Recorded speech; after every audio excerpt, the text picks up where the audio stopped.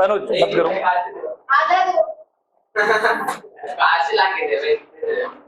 अभी शांत हो जाओ। देखो लास्ट क्लास में मेरे ख्याल में बिगिन कर रहे हैं अभी।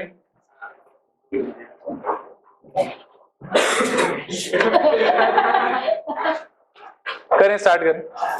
ठीक है, शुरू कर रहे हैं। देखो लास्ट क्लास में मेरे ख्याल में सारा टर्म से तो समझा दिया था और एक दो क्वेश्चन भी कर लिया था। आज उसी प्रैक्टिस को और जो है वो आगे कंटिन्यू करेंगे। ठीक है, तो हर एक क्वेश्चन के लिए 2-3 मिनट में दूंगा आप लोगों को सॉल्व करने के लिए। तो 2-3 मिनट के बाद में क्या है कि वो डिस्कस करके देख लेंगे। ठीक है, पहला क्वेश्चन आपका ये है, देखो एक बार। एक्स और वाई किसको लेना चाहिए बताओ? एक्स लेना चाहिए मेरे ख्याल में। टेबल को एक्स ले लेते हैं। अच्छा सब लोग थोड़ा पार्टिसिपेट करो। देखो अभी, और शेयर को कितना ले लें? वाई। एक टेबल बेच के प्रॉफिट कितने का आएगा? 950। तो जेड का वैल्यू क्या हो जाएगा आपका? 950x plus 280y। कोई कंफ्यूजन इसके अंदर में?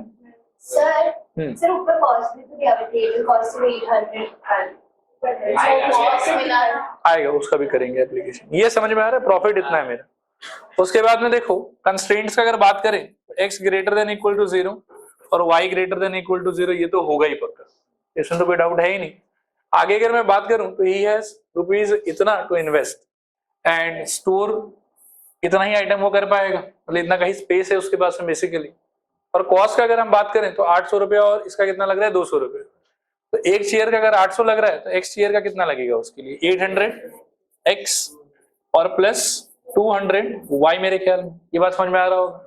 और इन्वेस्ट करने के लिए मैक्सिमम पैसा कितना उसके पास में? 20,000। तो लेस देन और इक्वल टू क्या हो जाएगा? 20,000।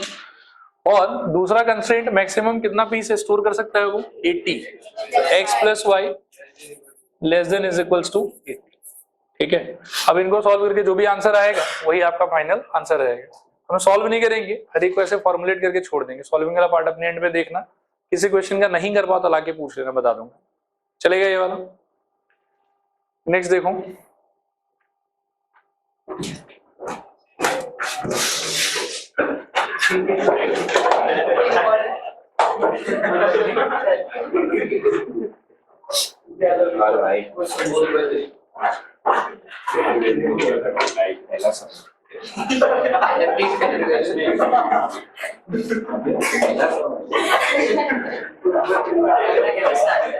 अच्छा हो गया ये वाला। देखो इसको देखो फटाफट,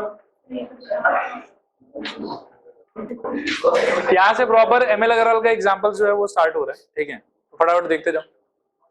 देखो मैं अगर बिल्कुल बेसिक से जाऊं, किसी को अगर मान लो कि थीम नहीं समझ में आ रहा है कि कैसे कर रहे हैं नहीं कर रहे हैं, तो मैं एकदम इस क्वेश्चन को एकदम फंडामेंटल से बता रहा हूं। आप बस थोड़ा रिलेट करने का ट्राई करना। जिस किसी भी चीज का वैल्यू फाइनली निकालना है उसको आप एक्स और वाई पकड़ो। इसमें क्या चीज का वैल्यू निकालना है? Assuming that he can sell all the item that he buys, formulate a linear programming problem in order to maximize his profit. अभी प्रॉफिट क्या चीज पे डिपेंड करेगा ये बताओ, कि वो कितना आइटम बेच पा रहा है और वो किस किस चीजों में डील कर रहा है। वॉल हैंगिंग और आर्टिफिशियल प्लांट्स के अंदर में, पता नहीं स्पेलिंग गड़बड़ हो गया है, बाकी प्लांट्स होगा वो। तो वॉल हैंगिंग का क्वांटिटी को आप एक बार के लिए मन में क्या मान लोगे? x, और आर्टिफिशियल प्लांट की क्वांटिटी को कितना मान लोगे? y। और आपको लास्ट में मैक्सिमाइज किसको करना है? प्रॉफिट को। तब आपको एक प्रॉफिट का एक्सप्रेशन बनाना है इनके हेल्प से। और क्वेश्चन के अंदर में डेटा अवेलेबल है आपके पास में कि एक वॉल हैंगिंग बेच के प्रॉफिट कितने का आएगा, आपको पढ़ के बताओ। युग सच्ची में उठ जाओ यार, पूरा उठा के फेंको तो उसको, उधर जाओ। अरे जी सुनो, प्रॉब्लम क्या है ना कि ऐसे डिस्ट्रैक्टेड रहोगे तो मैं पढ़ाने को तो पूरा पढ़ा दूंगा, चैप्टर ही समझ में कुछ नहीं आएगा। और आज कुछ क्वेश्चंस के बाद में जो है वो लेवल बढ़ जाएगा क्वेश्चंस का। तो अगर आपको फाउंडेशनल क्वेश्चंस ही नहीं समझ में आया तो फिर आगे तो हालत खराब रहेगा ही आपको। ठीक है, देखो ध्यान से देखो। तो वॉल हैंगिंग की क्वांटिटी को अपन ने क्या मान लिया बताओ? अभी भी मतलब पहले फिजिकली, अब निगाहों से कुछ है, लेकिन मतलब ये हमेशा दर्शन को देखते रहता है। देखो वॉल हैंगिंग है हमारे पास में एक आइटम, और दूसरा आइटम क्या है हमारे पास में? Artificial plant. क्वांटिटी को मैंने मान लिया x और y। अब आप क्वेश्चन पढ़ के डेटा आपको ऑब्टेन करना है कि वॉल हैंगिंग का एक बेच के कितना रुपया आएगा आपके पास प्रॉफिट। मेरे ख्याल में 50 रुपया आएगा। और आर्टिफिशियल प्लांट में कितना आएगा 28 रुपया। अभी 2 बेचोगे तो 100 रुपया आएगा, 3 बेचोगे तो 150 रुपया आएगा, तो x बेचोगे तो कितना आ जाएगा 50x, और सिमिलरली y उसका बेचोगे तो क्या आ जाएगा 28y। ये हो गया आपका प्रॉफिट वाला फंक्शन, इसको बोलते हैं z। ये ऑब्जेक्टिव फंक्शन हो गया।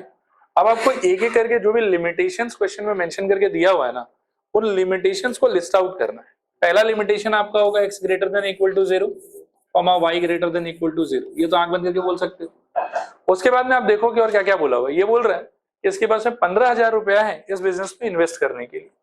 तो एक आर्टिफिशियल प्लांट का कॉस्ट कितना है वो देखो 300 रुपया, x का कितना हो जाएगा 300x, और y का कितना हो जाएगा 150y। सो जो उसका इन्वेस्टमेंट होना चाहिए, assuming that he has bot x wall hanging and y artificial plant, वो टेक्निकली इतना होना चाहिए कि 300x प्लस बोलो आप लोग 150y। लेकिन बंदे के पास में मैक्सिमम पैसा कितना है 15,000 ही है, तो इसका क्वांटिटी जो है वो होना चाहिए less than equals to 15,000। I hope ये समझ में आया। और सॉरी 15,000। और नेक्स्ट आपके पास में क्या परेशानी है कि स्टोरेज का जो स्पेस है वो मैक्स मैक्स आप कितना कर सकते हो 80। तो अगर मान लो कि वॉल हैंगिंग आप x आइटम ले रहे हो और अभी नेक्स्ट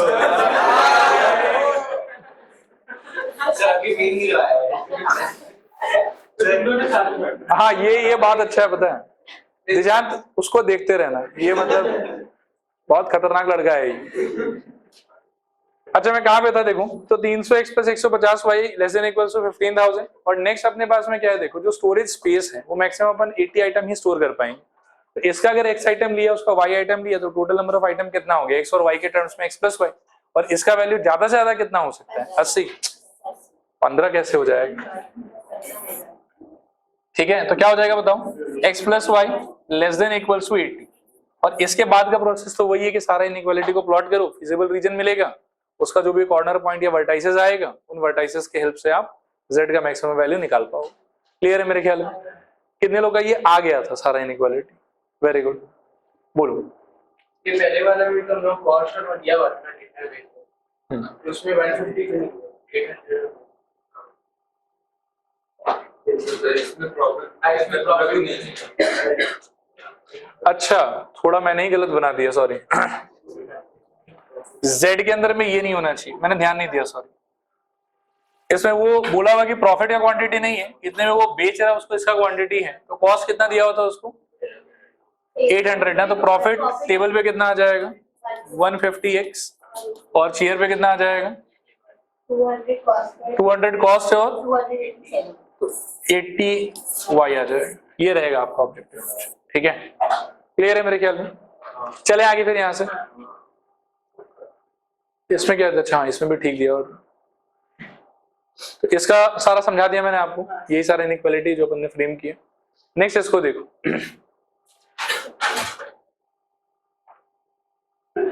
पढ़ो आराम से, सोचो और ईमानदारी से सोचना। एक्स और वाई किसको मानोगे, मतलब दो टाइप का इन्वेस्टमेंट ऑप्शन है उसके पास में, एक 10% वाला और एक 9% वाला। इसको एक्स मान लो और इसको क्या मान लो वाई। और एक्स और वाई बेसिकली रिप्रेजेंट क्या कर रहा है, अमाउंट इन्वेस्टेड इन 10% वाला बॉन्ड और अमाउंट इन्वेस्टेड इन 9% वाला bond.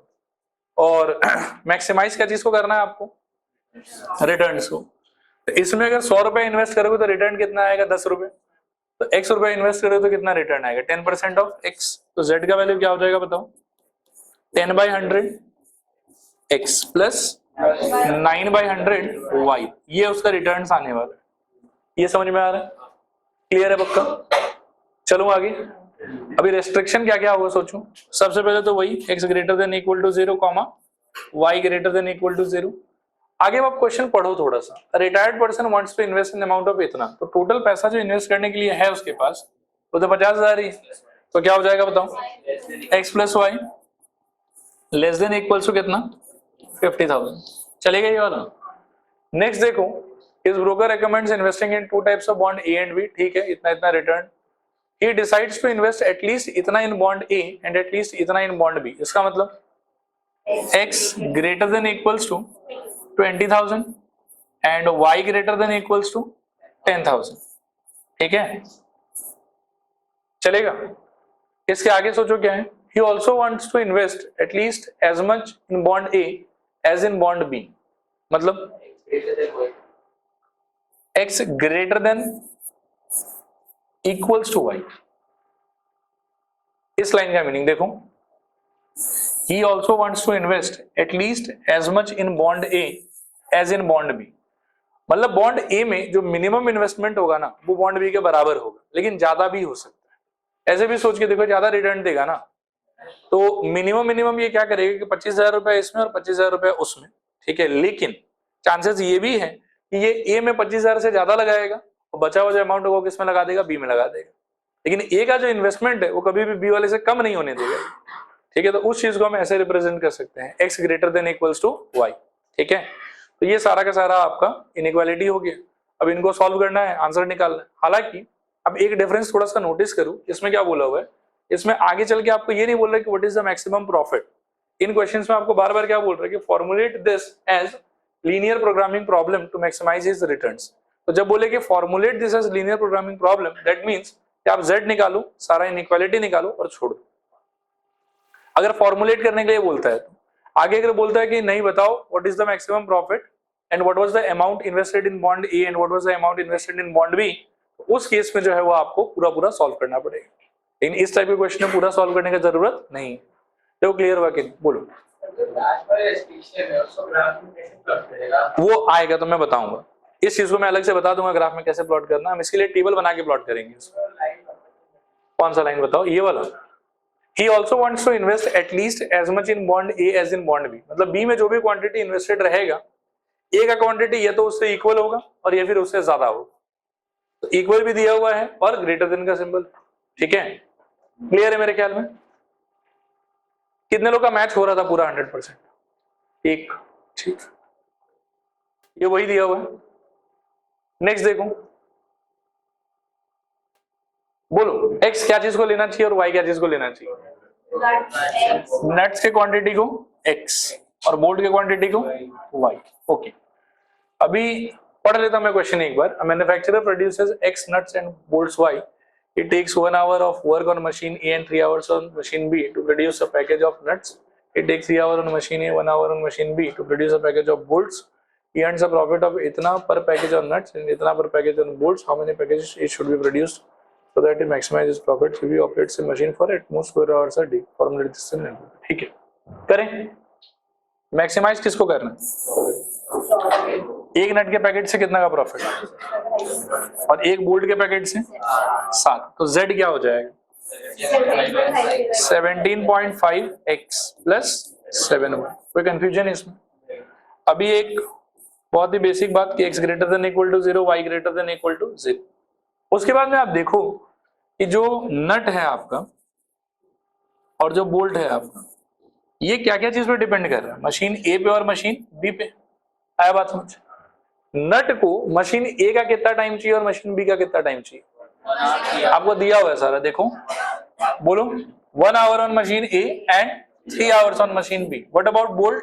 3 hours in machine A and 1 hour on machine B. ठीक है। और क्वेश्चन में लास्ट में क्या बोला हुआ है कि वो अपने मशीन को एट मैक्स कितने देर के लिए चलाएगा? एक दिन 12 घंटा। तो ए का मैक्सिमम कितना टाइम अवेलेबल है आपके पास में? 12। और बी का मैक्सिमम कितना अवेलेबल है? 12। अब आप बताओ कि इनइक्वालिटी क्या होना चाहिए? x plus 3y less than equal to 12, correct. और बस, और कुछ है? बस इतना ही रहेगा। कितने लोग का ये मैच हो रहा था पूरा? Very good. दोनों मशीन चली गए बराबर। हाँ, बोला हुआ है ना, देखो, if he operates his machines for at most 12 hours a day. ठीक है, चले आगे।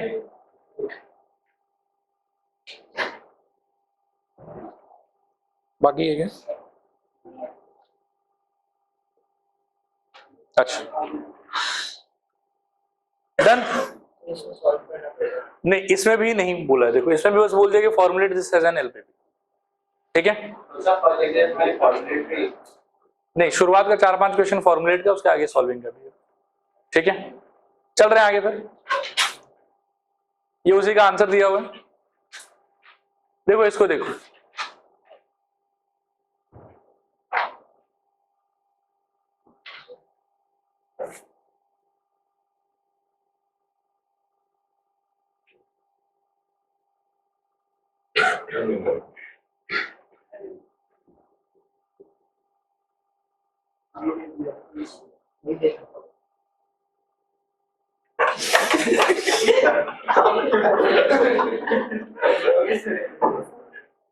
क्लास 10 में एक समान पढ़ाते थे, नहीं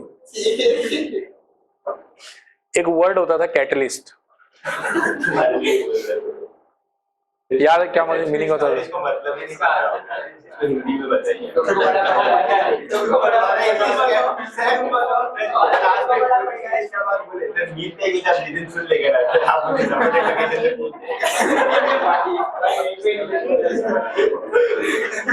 अच्छा ठीक है, अभी क्वेश्चन करते हैं, कूदने कुदाने के बाद में।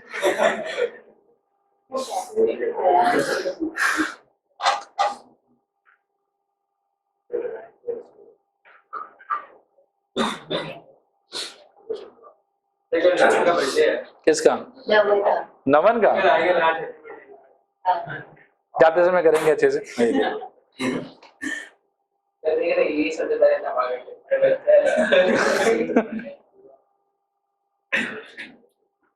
करें, डिस्कस करें। मेरे ख्याल में बहुत इजी है, और जिस किसी भी क्वेश्चन में देखो ऐसे टेबल बना के आपको दे दे तो उसमें तो मतलब एकदम ही इजी हो जाता है सोचना। ठीक है, पढ़ लेते हैं एक बार। Manufacturer has 3 machines 1, 2 and 3 installed in his factory. Machine 1, 2 are capable of being operated for at most 12 hours, whereas machine 3 must be operated for at least 5 hours a day. She produces only 2 items, M and N, each requiring use of all 3 machines. The number of hours required for producing 1 unit of each M and N on 3 machines are given as in the following table. और उसके बाद में she makes a profit of rupees 600 and rupees 400 on items M and N respectively. How many of each item should she produce so as to maximize her profit, assuming that she can sell all the items that she produced? Formulate this as LPP. Formulate करना है इसको भी। तो सबसे पहले बताओ कि x और y किसको लोगे?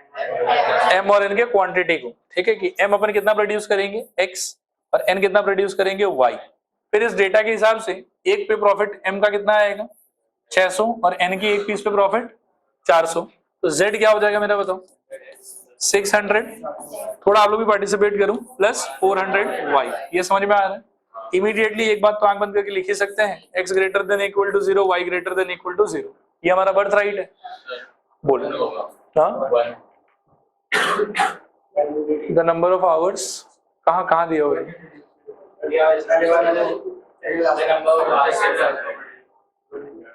The numbers of hours required for producing 1 unit of each M and N on the 3 machines are given. नहीं, कहाँ दिया हुआ? मैं समझाता हूँ क्या मीनिंग। ये जो 1 यूनिट है ना, उसमें ये बोला हुआ आपको कि इसका एक पीस प्रोड्यूस करने के लिए मशीन 1 पे इतना टाइम चाहिए, मशीन 2 पे इतना टाइम चाहिए, मशीन 3 पे इतना टाइम चाहिए। ये नहीं बोल रहा है कि मिनिमम एक पीस प्रोड्यूस करना ही है।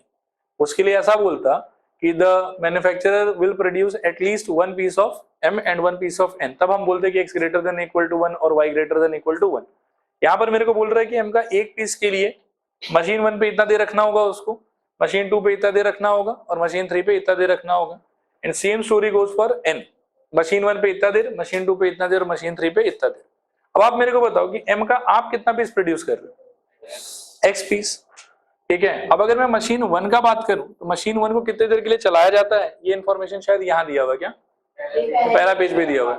मशीन 1 को और मशीन 2 को मैक्सिमम से मैक्सिमम अपन 12 घंटे के लिए चला सकते हैं। सही कह रहा हूं? तो इसका जो टोटल क्वांटिटी है that should be less than equals to 12, और इसका क्वांटिटी भी क्या होना चाहिए? Less than equals to 12। Machine 3 के लिए क्या दिया हुआ है देखो कि एटलीस्ट 5 घंटा चलाना है उसको। इसका स्टोरी क्या होगा? Greater than equals to 12। अब अगर मैं x और एक ग्रेटर देन इक्वल्स टू 5, अगर मैं इसको x और y से कनेक्ट करने का ट्राई करूं तो क्या होगा बताओ? एक पीस के लिए 1 घंटा, 2 पीस के लिए 2 घंटा, 3 पीस के लिए 3 घंटा, 4 पीस के लिए 4 घंटा। तो x पीस के लिए कितना लग जाएगा? x घंटा। सिमिलरली एक पीस के लिए 2 घंटा, 2 पीस के लिए 4 घंटा, 5 पीस के लिए 10 घंटा। तो y पीस के लिए कितना लग जाएगा? 2y। और दोनों मिला के मैक्सिमम टाइम कितना अवेलेबल है आपको? 12 घंटा। तो क्या होना चाहिए बताओ? x plus 2y less than equals to 12. I hope समझ में आ रहा होगा. What about second machine? 2x plus y less than equals to 12. और what about machine 3? अब देखो x plus 1.25y greater than equals to 5. ठीक है, ये हो गया आपका LP. देखो क्लियर है क्या? कितने लोग का ये पूरा मैच हो रहा था? Very good. बोलो.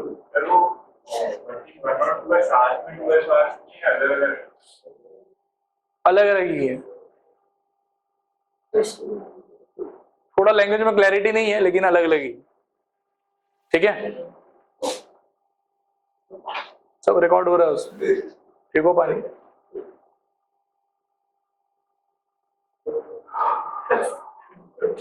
देखो इसको देखो नेक्स्ट.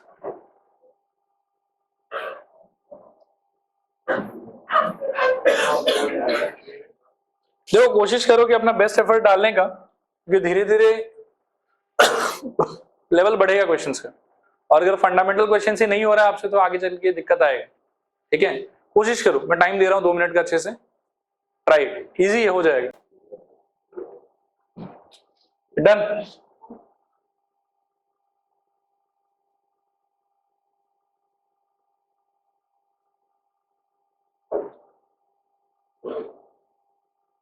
अब कर दें डिस्कस.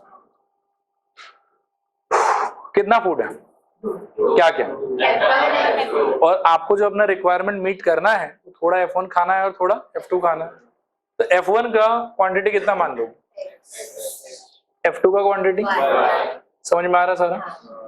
थोड़ा बात करते हैं, एक बार पढ़ लेता हूँ. Diet is to contain at least 80 units of vitamin ए.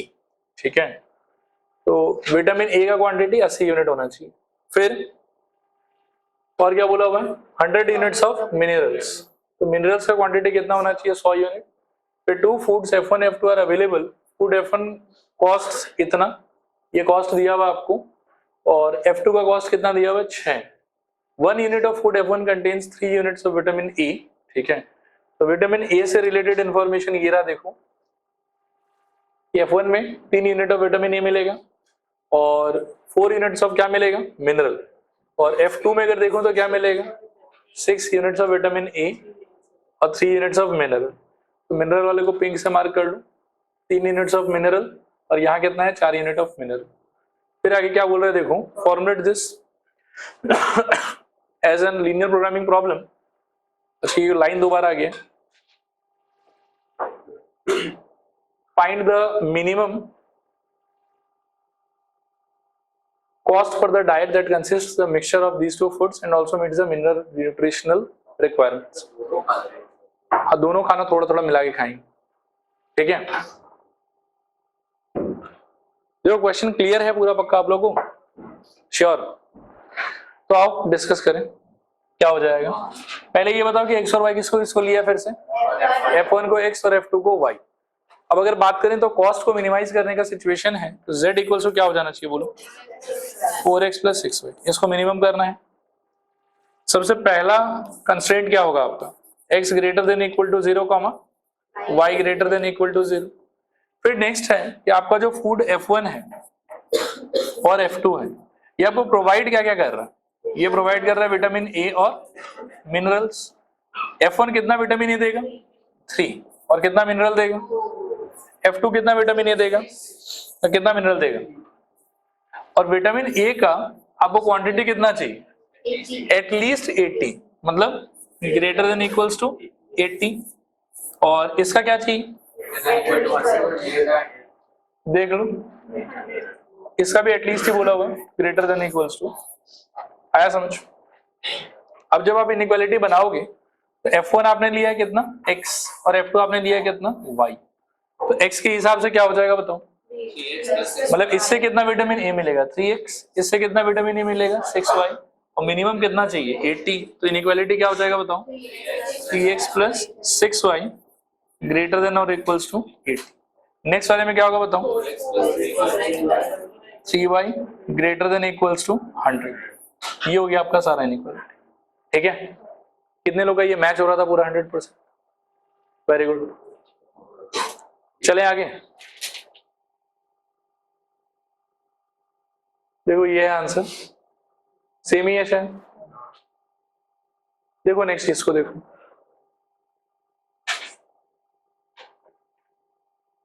ये थोड़ा खतरनाक क्वेश्चन है, अच्छे से पढ़ लो, एक्सप्लेन तो मैं ही करूंगा इसको, आप बस समझ लो कि क्वेश्चन क्या है।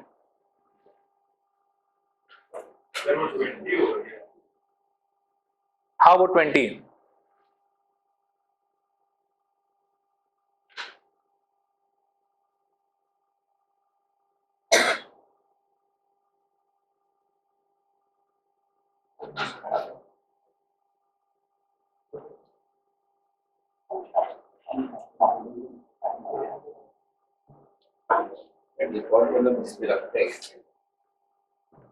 डिपो मतलब बोल सकते हो बहुत बड़ा गोडाउन जहां से माल आता है, वेयर हाउस, माल आता है।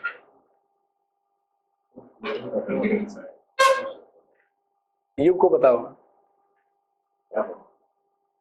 वायरहाउस तो बताइए।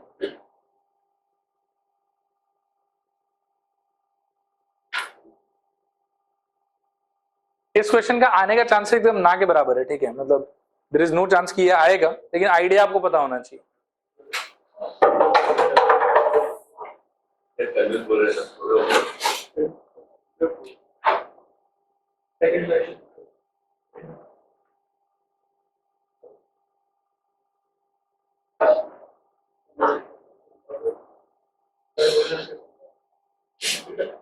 मत करो बदमाशी।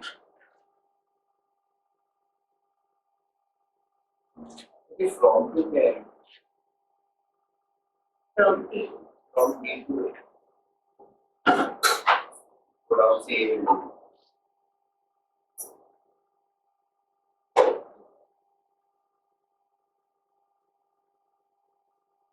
बताओ। टेंशन मत लो, अभी एक्सप्लेन करूंगा तो पूरा समझ में आएगा। मेरे को एक बात ऑनेस्टली बताओ, इस क्वेश्चन तक अगर मैं पूछूं कि अंडरस्टैंडिंग लेवल आपका कहाँ है, तो कितना परसेंटेज बोलोगे आउट ऑफ 100? 90, 60? 60 के नीचे किसी का है क्या यहाँ तक अंडरस्टैंडिंग? निजान 90? सेम करने में वो तो धीरे धीरे आएगा, वो धीरे धीरे आएगा। अभी थोड़ा सा डिस्ट्रैक्टेड भी हो आप लोग, ठीक है, अभी बूमर से लेके पानी और मतलब पेन और डीपो और वेयर हाउस सब पे ध्यान है, वो भी एक रीजन हो सकता है। बाकी आ जाएगा धीरे धीरे, फर्स्ट टाइम कर रहे हो टेंशन मतलब। मैं ऐसा एक्सपेक्ट करके चलूं कि सबको ओवरऑल एवरेज 70% तो समझ में आ ही रहा है, पक्का ना? मतलब मेनली क्वेश्चन में यही होता है कि कोई ना कोई चीज का क्वांटिटी हमसे पूछा हुआ रहता है, जिस किसी भी चीज का क्वांटिटी हमसे पूछा हुआ है उसको हम बाय डिफॉल्ट एक्स और वाई मान लेते हैं। फिर उस क्वांटिटी पे डिपेंड करके या तो मान लो कि कॉस्ट का सिचुएशन होगा और या फिर प्रॉफिट का सिचुएशन होगा। प्रॉफिट है तो हमको मैक्सिमाइज करना है, कॉस्ट है तो हमको मिनिमाइज करना है। उसके बाद में क्या है कि सिचुएशन को आगे बढ़ाने के लिए देयर आर मेनी लिमिटेशंस और रेस्ट्रिक्शंस। वो रेस्ट्रिक्शंस यहाँ पे लैंग्वेज में बोला हुआ रहेगा और वो सारा रेस्ट्रिक्शन आपको समझना है, उसको कन्वर्ट करना है किसमें, इनइक्वालिटी में, और फिर उस इनइक्वालिटी को सॉल्व करना है and you will get your answer.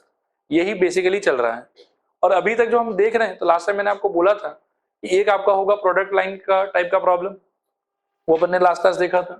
फिर एक होगा आपका डाइट प्रॉब्लम, ये उसका एग्जाम्पल हो गया, ठीक है, ये जो चल रहा है। और अभी जो फिलहाल आपके सामने है इसको बोलते हैं ट्रांसपोर्टेशन प्रॉब्लम। क्या बोलते हैं बताओ? ट्रांसपोर्टेशन प्रॉब्लम, कि कैसे हम एफिशिएंटली ट्रांसपोर्टेशन डिसाइड करें सच दैट कि जो हमारा ट्रांसपोर्टेशन का कॉस्ट है वो हमारे क्या आ जाए, मिनिमम। क्या आ जाए ट्रांसपोर्टेशन का कॉस्ट, बताओ, मिनिमम। क्लियर है क्वेश्चन? तो आओ करते हैं इसको। ये ग्राफ वाला क्वेश्चन है। नहीं, ये भी ग्राफ वाला नहीं है, इसमें फॉर्मुलेट ही करना है बस।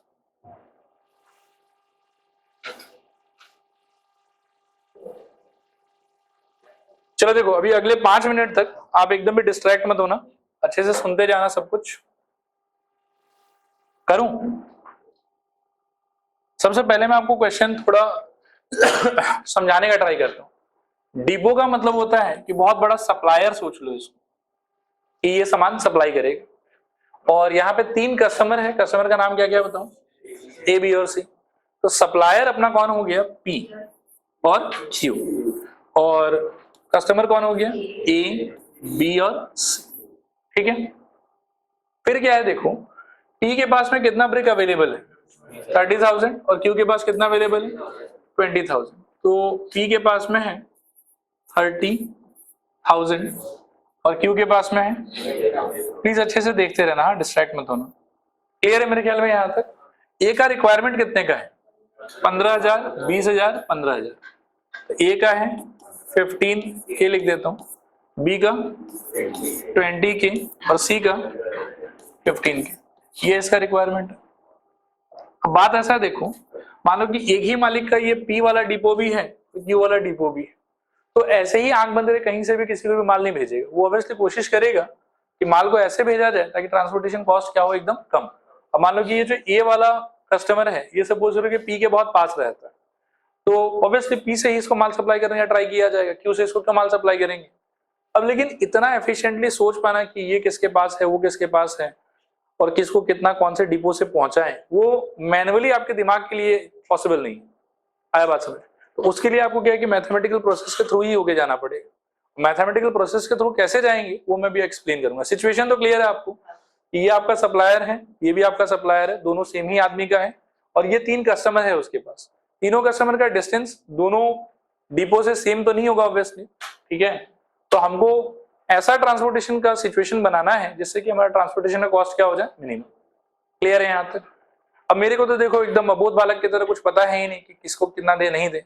तो इनिशियली आपको क्या करना चाहिए, देखो अपने बचपन के नॉलेज पे ट्रस्ट करना चाहिए।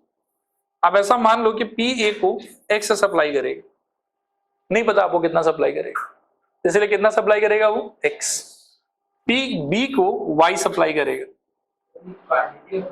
क्वांटिटी ऑफ ब्रिक्स है, यस। सारा तो एक ही डिपो से होगा। ऐसा जरूरी नहीं है, मान लो कि उस डिपो के पास में इसको जो मटेरियल चाहिए वो है ही नहीं। 30,000 में अलग अलग क्वालिटी का माल भी हो सकता है। इसको मान लो कि 10 चाहिए लाल वाला और 10 चाहिए पीला वाला। अब पीला वाला मान लो कि उस डिपो में है ही नहीं। देयर में भी मेनी सिचुएशंस। तो कन्फर्मली हम ये नहीं बोल सकते हैं कि इसका पूरा रिक्वायरमेंट यही पूरा फुलफिल कर देगा, ठीक है। It will fulfil some part of requirement, I don't know how much, but all करेगा नॉट नेसेसरी, ठीक है। यहां तक सब कुछ। तो ये ए को कितना देगा बताओ, थोड़ा जोर से दिखाओ। बी को कितना देगा, सी को कितना देगा, नहीं। अब देखो समझो, इसके पास में टोटल अवेलेबल कितना था, तो यदि x वहां चला गया, y यहां चला गया, तो बचा हुआ जितना माल है वो यही जाएगा। 30,000 माइनस x माइनस, देखो क्लियर है क्या? थोड़ा पूरा बोलो। वो भी तो कुछ लड़ने सारा डिपो खाली हो जाएगा। Yes, good point. 30,000 plus 20,000 50,000, 15,000 plus 20,000 plus 15,000 50,000। तो क्वेश्चन में हमेशा सिचुएशन ऐसा रहेगा कि जितना माल बना है सब कोई ना कोई तो खरीद ही लेगा, बचेगा कुछ। क्लियर है यहाँ तक? अभी नेक्स्ट मैं क्यू और ए में कनेक्शन एस्टेब्लिश करना चाहता हूं, थोड़ा ध्यान से इसको सोचना, ठीक है गौरव?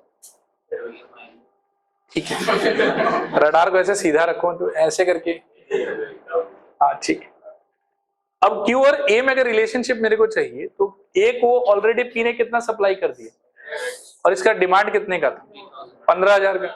तो जो बचा हुआ इसका जो भी रिक्वायरमेंट होगा, सिंस मेरे को दिख रहा है कि दोनों डिपो मिला के इन तीनों का रिक्वायरमेंट पूरा कर देगा, तो बचा हुआ जो भी ए का क्वांटिटी होगा वो कौन सप्लाई करेगा, क्यू। और टेक्निकली वो कितना होना चाहिए बताओ, 15,000 माइनस एक्स। ग्रेट, आया समझ? What about B to Q, 20,000 minus X, sorry Y. And what about C to Q? इसके लिए दो ऑप्शन, इसको 15,000 चाहिए था और इतना सप्लाई आया कहां से, ए से, तो क्या हो जाएगा बताओ, 15,000 minus 30,000 minus X minus Y, बोलोगे तो क्या हो जाएगा, X plus Y minus 15,000। Clear है? या फिर आप इसको यूं भी सोच सकते हो कि इसके पास में टोटल सप्लाई कितने का था, 20,000 का। 20,000 माइनस ए के पास कितना गया, 15,000 माइनस एक्स, तो 15,000 माइनस एक्स, और माइनस बी के पास कितना गया, 20,000 माइनस वाई। तो खोलोगे तो 20,000 20,000 कट जाएगा और फिर से क्या निकलेगा, X plus Y minus, same ही है दोनों में। देखो क्लियर है क्या? तो ये अल्टीमेटली एक चार्ट आया कि बाय डिफॉल्ट कौन किसको कितना सप्लाई करे। यहां तक क्लियर है पूरा? यहां तक अगर कोई भी डाउट है छोटा सा भी तो पूछो, और क्लियर है तो बताओ, तो आगे चलेंगे। ये लास्ट वाला मतलब क्यू से सी का पूछ रहे हो, तो सी का रिक्वायरमेंट कितने का था और ए उसको ऑलरेडी कितना सप्लाई कर चुका है, तो बचा हुआ जो भी उसका रिक्वायरमेंट होगा वो कौन सप्लाई करेगा, क्यू सप्लाई करेगा। तो उसका टोटल डिमांड माइनस उतना माल जितना ऑलरेडी सप्लाई हो गया है। या फिर क्यू के पॉइंट ऑफ व्यू से अगर सोचना चाहते हो तो क्यू के पास में कितना डिस्ट्रीब्यूशन कैपेसिटी है, 20,000 का, ऑलरेडी वो इतना माल निकाल चुका है और इतना माल यहां निकाल चुका है, तो बचा हुआ जितना भी होगा वो उसी के पास जाएगा। तो उन दोनों आइडिया से सोच सकते हैं, और दोनों से आप देखो अल्टीमेटली सेम ही चीज आ रहा है, नहीं आया समझ।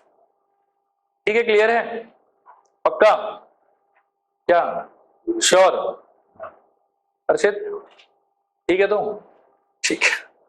अब देखो ये एक चार्ट बना, ये क्या चीज का चार्ट बना कि P और Q मिलके ABC को कितना कितना सप्लाई करेगा उसका चार्ट बना। लेकिन हमको जो सवाल बना के दिया गया था वो ट्रांसपोर्टेशन कॉस्ट के ऊपर था। किसके ऊपर था बताओ, ट्रांसपोर्टेशन कॉस्ट के ऊपर। तब सबसे पहले हमको अपना Z बनाना पड़ेगा कि अगर P और Q ABC को इतना इतना सप्लाई करता है तो what is going to be the transportation cost. First I have to know that, ठीक है। तो उसको समझने के लिए क्या करना है, देखो P से A पे अगर मान लो कि 1000 ब्रिक जाता है तो रुपया लगेगा 40। P से अगर B पे 1000 ब्रिक जाता है तो रुपया लगेगा 20। P से C पे ब्रिक जाता है तो रुपया कितना लगेगा, फिर से 20। सिमिलरली Q वाले डिपो से A पे यदि 1000 पीस जाता है तो कितना रुपया लगेगा, 20। B पे 1000 पीस जाता है तो 60 और C पे 1000 पीस जाता है तो 40। तो मेरे को अब करना क्या पड़ेगा, देखो ये सारा का सारा तो 1000 में है, आया बात समझ। तो इनको पहले 1000 से डिवाइड और फिर इनटू ये सारा प्राइस। ये बात समझ में आया या नहीं आया? ब्रिक का क्वांटिटी तो 1000 के मल्टीपल में, राइट, लेकिन ये 1000 ब्रिक का इतना प्राइस है।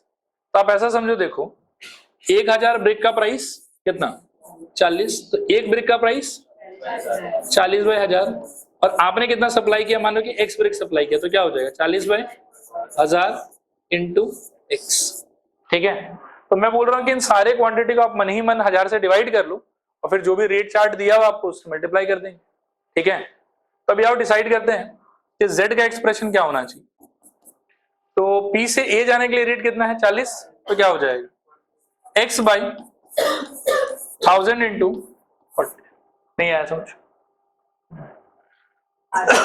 पक्का श्योर? बाकी पार्ट का भी बताऊं। ये एक काम करते हैं, सुनो, 1000 से डिवाइड तो सबको ही करना है ना, बाहर ही रहेंगे, 1/1000 बाहर, अंदर आप आराम से सबको क्या है कि उसके रेस्पेक्टिव रेट से मल्टीप्लाई कर लो तो इजी पड़ेगा आप लोग के, चलेगा।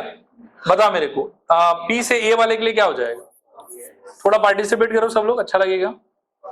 फिर P से B का सप्लाई का रेट क्या है, 20, तो क्या आ जाएगा, और बोलो P से C का क्या है 20, तो क्या हो जाएगा 20 इंटू, बोलो ट्राई करो सब लोग, 30,000 minus x minus y, got it.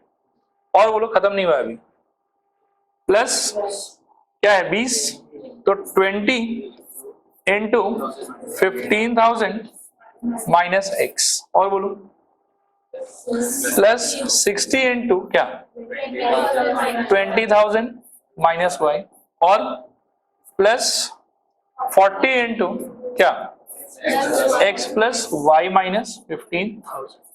ये ऐसा घटिया सा एक्सप्रेशन है, ठीक है। अब इसको फुल ऑन हमको सिंप्लीफाई करना पड़ेगा। सिंप्लीफाइड जो आंसर है वो मैं देख लेता हूं एक बार।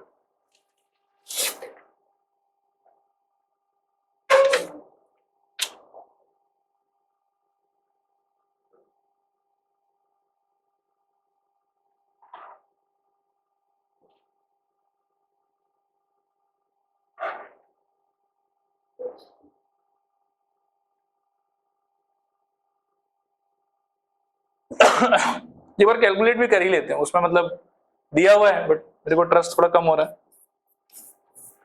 देखो तो कितना आएगा 40x, x और ढूंढो तो कहां पे 40x, यहां से क्या आ जाएगा -20x, यहां से -20x और x है क्या कहीं पे, प्लस 40x, तो 40 40 80 और -20 तो 40x चला जाएगा शायद। क्या बचेगा आपके पास बताओ, 40 x। फिर y का सोचो, 20y माइनस 20y, इधर तो चला गया। फिर माइनस 60y प्लस 40y, तो माइनस 20y। और रुपए में सोचोगे तो 30,000 इंटू 20, 6 लाख। फिर यहाँ पे 3 लाख, यहाँ पे 12 लाख। तो 6 लाख, 3 लाख, 9 लाख, 12 लाख, 21 लाख। और वहां से 6 लाख। तो 6 लाख चला गया बेसिकली। यहां से कितना आ रहा था अपना 3 लाख, और यहां से कितना आ रहा था 12 लाख। तो कितना बचेगा 15 लाख। ठीक है, प्लस 15, 1 2 3 4 5। ठीक है, ये हो गया आपका Z। क्लियर है?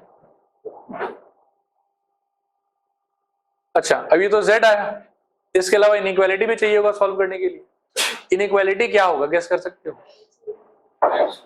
x greater than equal to 0, y greater than equal to 0 तो रहेगा ही। एक सेकंड रुको, x greater than equal to 0 comma y greater than equal to 0, इसके अलावा और क्या होना चाहिए?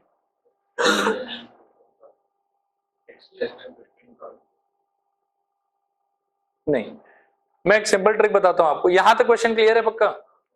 ये भले ही थोड़ा लंबा हुआ लेकिन लॉजिकल है एकदम से, कि कौन किसको कितना सप्लाई कर रहा है, अकॉर्डिंगली रेट चार्ट से मल्टीप्लाई करो और आपका आंसर आ जाएगा। आगे देखो लॉजिक क्या है। इसके बाद क्या करना है आपको, जब भी डिपो से किसी कस्टमर को आप माल सप्लाई करोगे तो माल का क्वांटिटी कभी नेगेटिव नहीं हो सकता।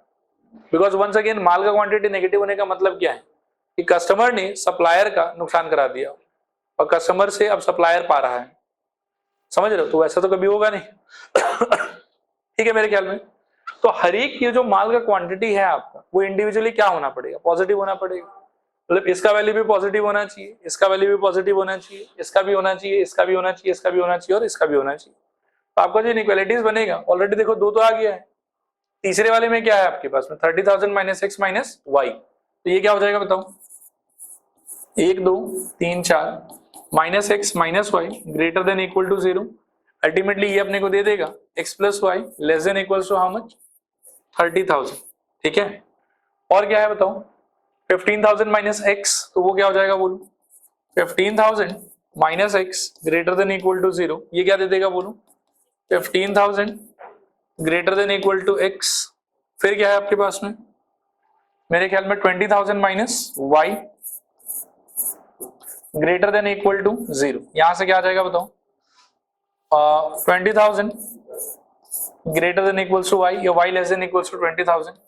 और लास्टली आपके पास में है x plus Y minus 15,000। x plus Y minus 15,000 greater than equal to 0। तो यहां से आ जाएगा x plus Y greater than equals to 15,000। These are the set of inequalities जो आपको फुलफिल कराना होगा।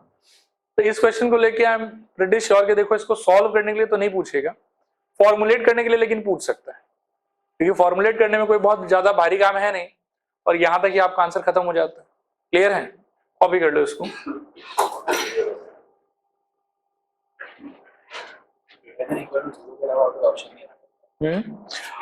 नहीं, इसमें इक्वालिटी बनाने का एक ही तरीका है कि बस ग्रेटर देन इक्वल टू 0 करो। ठीक है? अच्छा, पीडीएफ में दे दूंगा, परेशान मत हो। अच्छा आया वही है, बस हो गया फिर। ठीक है, आप लोग बस फोकस करो आइडियाज को समझने पे। हाँ करो, फटाफट करो।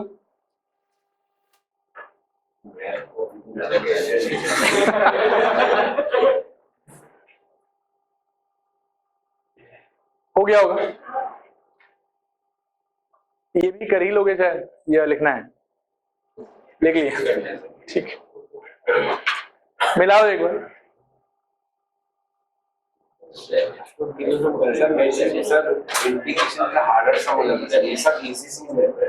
थोड़ा सा टाइम लगेगा, हो जाएगा, इजी है। ठीक है, और स्कोरिंग है ये वाला चैप्टर। तो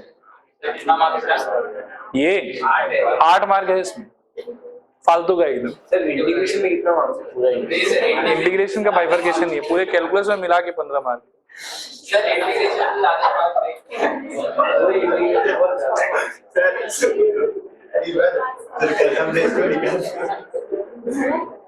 अगले बार से उसको भेजेंगे हिमालय पर्वत पे। अच्छा सुनो, हो गया सबका ये वाला?